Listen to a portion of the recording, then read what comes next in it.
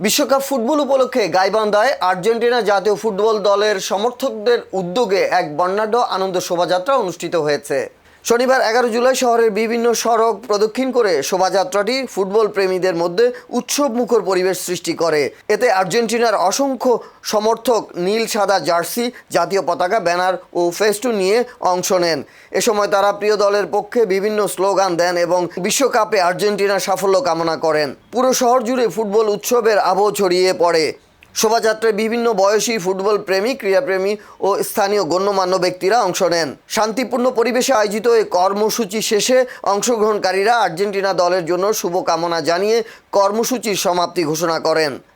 আয়োজকরা জানান, বিশ্বকাপকে ঘিরে ফুটবল প্রেমীদের মধ্যে সম্প্রীতি ও আনন্দ ভাগাভাগি করতেই এ শোভাযাত্রার আয়োজন করা হয়েছে। খেলাকে কেন্দ্র করে সবাই যেন সৌহার্দ্যপূর্ণ পরিবেশ বজায় রাখেন এবং সুন্দরভাবে বিশ্বকাপ উপভোগ করেন, এ আহ্বান জানান তারা।